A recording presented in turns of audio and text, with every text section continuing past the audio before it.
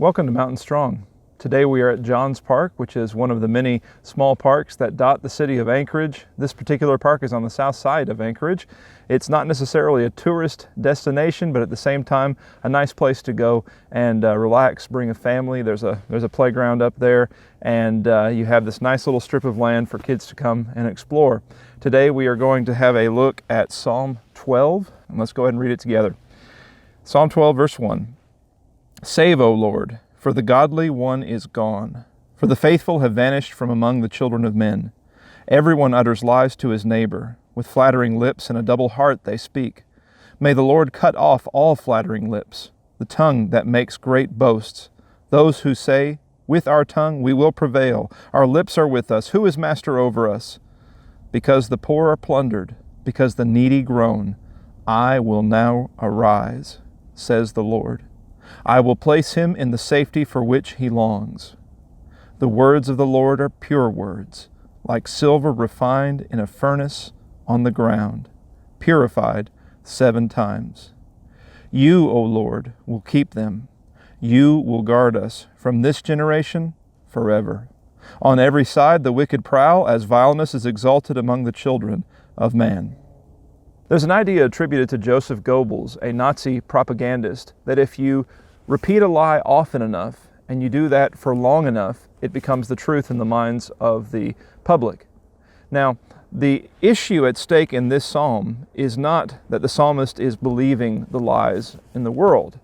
The issue in this psalm is that he's believing the lie behind the lie.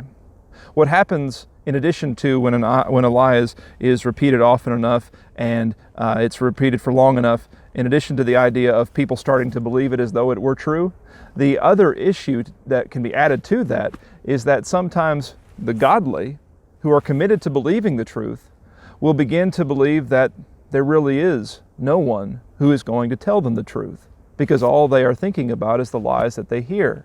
Notice the absolute statements that the psalmist uses in these first couple of verses to refer to the situation that he feels is surrounding him. He says that the godly one is gone, the faithful have vanished, everyone utters lies. With flattering lips, everyone speaks. You know, there is a lot of misinformation in the world. There are a lot of liars in the world. But if you're looking at the world and seeing nothing but a world of liars, then maybe you're not looking in the right place. The psalmist has listened to a bunch of lies. He's not going to believe the lies. He's just frustrated with liars. Maybe it's time for him to realize that there's someone who's watching out over this situation. There's a God who's above the liars, and maybe it's time for him to, instead of listening to the liars, to commit them to God. And that's what he does in verses 3 through 4. He says, May the Lord cut off all flattering lips, the tongue that makes great boasts, those who say, with our tongue we will prevail, our lips are with us, who is master over us? Notice how the moment he commits liars to God, instead of listening to them and getting frustrated about them, the moment he commits liars to God is the moment that the word of the Lord can start coming back to him. And that's when in verse 5 the Lord speaks. He says, because the poor are plundered, because the needy groan, I will now arise. It wasn't as though the Lord was waiting for the psalmist to stop listening to liars to make that statement. It was that the Lord was always making that statement, promising to take care of sin, promising to deal with liars, promising to uplift those who are needy and those who are being afflicted. God was always making that statement, but the psalmist was tuning it out. So sometimes, instead of listening to lies, we need to listen to the truth. It is after tuning out the noise of the world and tuning into the blessing of God speaking that the psalmist can then realize that the words of the Lord are pure words. I'm not living in a world with nothing but lies and liars. I'm living in a world in which we have the revelation of God, in which God has spoken. And what a blessing it is to live in this world, a world in which God has spoken.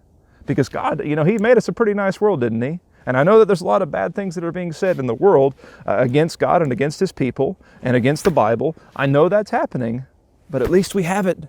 At least we have the Bible. At least we have these pure words, like silver refined in a furnace on the ground, purified 7 times.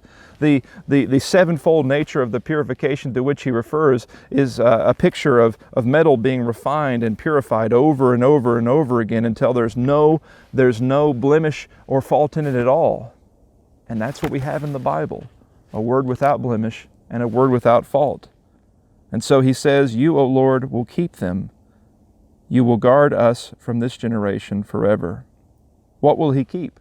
Well, he will keep the needy, verse 5. He will keep his words. Jesus said in Matthew 24:35 that heaven and earth would pass away before his words would. So he'll keep the needy, he'll keep his words, but he will also keep us. And sometimes when we're listening to nothing but lies and liars, we forget that fact. It's going to be okay. God is going to keep us. The psalm doesn't end with a resolution. He says, on every side the wicked prowl, as vileness is exalted among the children of men. You know, just because we listen to the Bible doesn't mean that people stop doing what they do. It just means that we stop being bothered by it as much. And I think that's a wonderful lesson that we can take from this psalm. Tune out to the world and tune in to God. May God bless you today.